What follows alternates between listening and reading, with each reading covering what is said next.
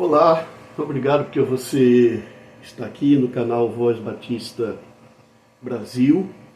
Gostaria de convidar você a curtir esse vídeo e compartilhar com suas amigas e com seus amigos. Isso certamente vai ajudar na divulgação daquilo que nós temos publicado aqui, que é um espaço de reflexão sobre a vida, a caminhada, especialmente no meio batista, no meio evangélico, a relação de evangélicos com o nosso país, os problemas do nosso país pela ótica de alguém que é batista, que é evangélico.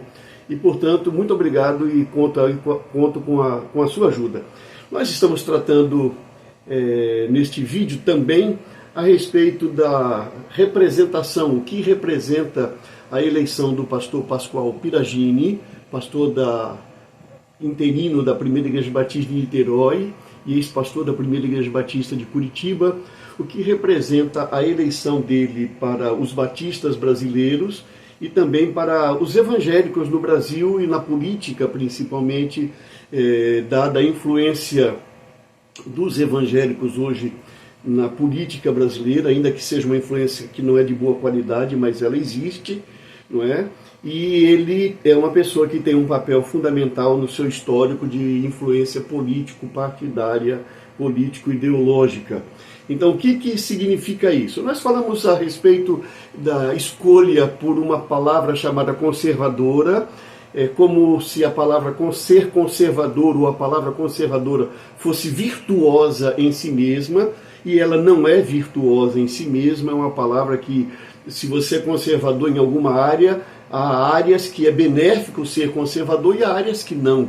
E eu imagino, por exemplo, que quando se fala em conservadorismo na economia, entendido isso como uma volta a um Estado primitivo, em que o Estado não participa da segurança, cada um tem que comprar sua arma, que o Estado não participa do cuidado da família, cada família tem que cuidar de si, por isso tem que ser família forte, o Estado não vai se preocupar com a aposentadoria dos idosos, a família é que tem que cuidar dessa aposentadoria. Enfim, é um Estado mínimo, é o da extrema direita, é o extremo do conservadorismo na economia e, ao mesmo tempo, a presença do Estado de maneira autoritária na corporalidade, o Estado controlando quem pode ou não abortar, o Estado controlando quem pode ou não se relacionar sexualmente com quem, o Estado cuidando se a pessoa pode ou não se divorciar, enfim, toda a questão da ética da corporalidade que envolve isso. O conservadorismo, então, não defende essa liberdade individual, ele defende a presença do Estado de maneira autoritária, definindo, como nos governos comunistas ou fascistas, o Estado ali batendo o martelo, controlando a vida das pessoas. Então, nós estamos dizendo que o presidente eleito, ele tem essa representatividade por ser uma pessoa que defende a palavra ser conservador, que defende que os batistas devem ser conservadores, e como essa expressão conservador é uma expressão entendida pelo senso comum, que é o senso da extrema-direita, que nega a importância da ciência, que nega a importância da investigação científica nas questões, então prevalece o senso comum. Então muitas pessoas acham que é virtuoso o fato de você se declarar uma pessoa conservadora. Então essa é a cosmovisão que nós percebemos que representa para os batistas nesse momento. Mas deixa eu colocar aqui também mais um outro ponto que eu considero importante, que é o ponto relacionado à agenda ética. Agenda ética. Primeiro, porque você tem que fazer uma diferença entre ser conservador teologicamente falando e ser conservador eticamente falando. Essa diferença ela é pouco feita.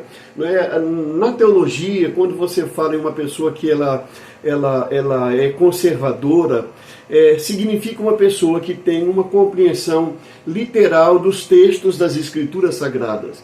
Então não há uma abertura para uma hermenêutica crítica da história das Escrituras, como como surgiram os textos, quem produziu os textos, qual era o contexto social no qual os textos foram produzidos. Essa investigação científica, ela é deixada de lado.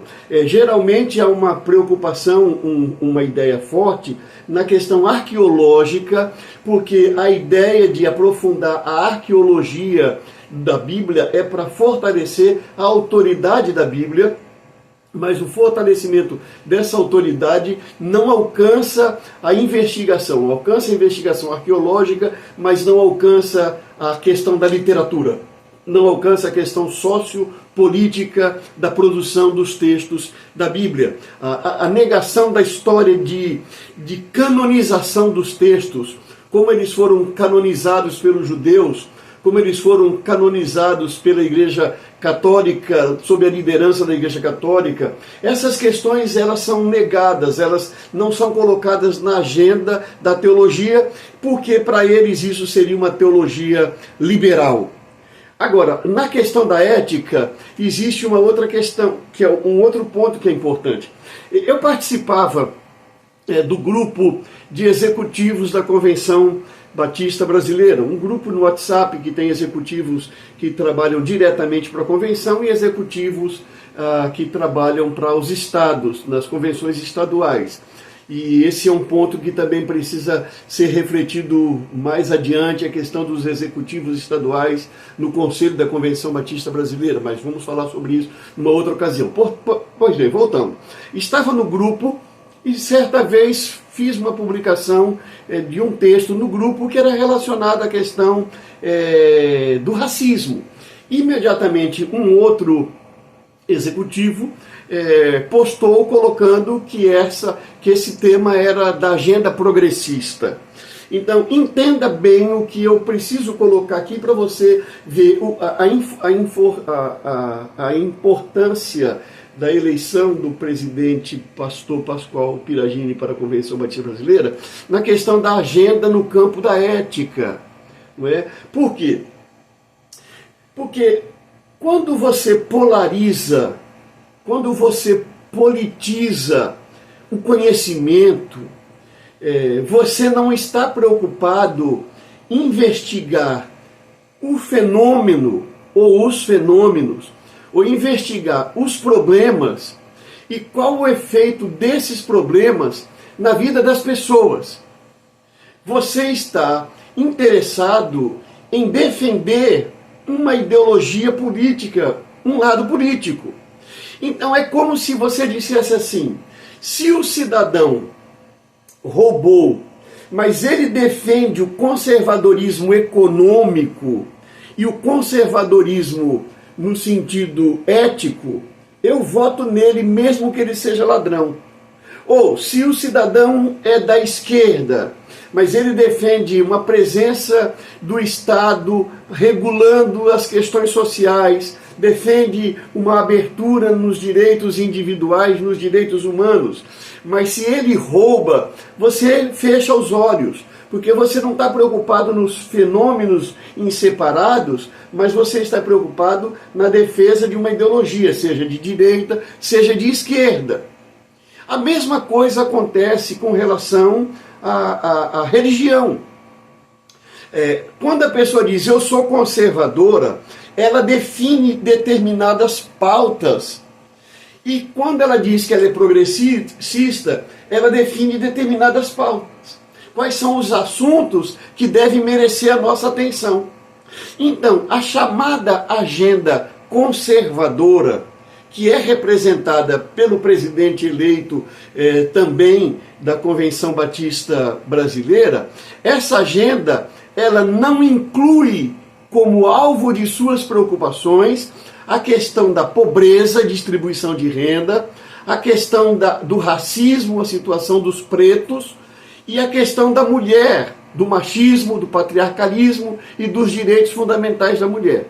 São 3 pontos que o pessoal chamado conservador define que esses pontos são agendas progressistas.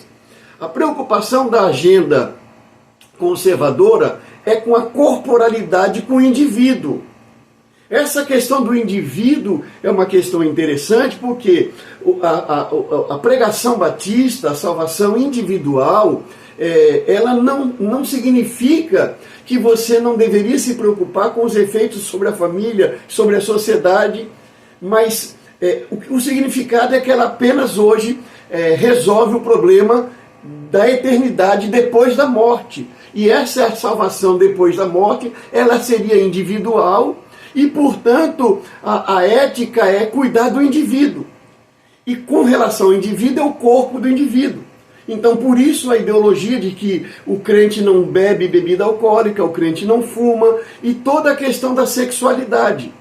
E aqui eu não estou entrando no tema para fazer juízo de valor da teologia ou dessa escolha. Mas estou colocando para você entender que na ótica conservadora não deve entrar na agenda as pautas chamadas sociais. Você não vai para uma reunião de ordem de pastores, para um congresso de ordem de pastores, para uma temática na Convenção Batista Brasileira, uma oficina que vai tratar da questão dos pretos. A Juventude Batista Brasileira promoveu um congresso em 2018, se eu não me engano, 2017 ou 2018, no Rio de Janeiro, e que havia uma oficina em que seria tratada a questão do racismo.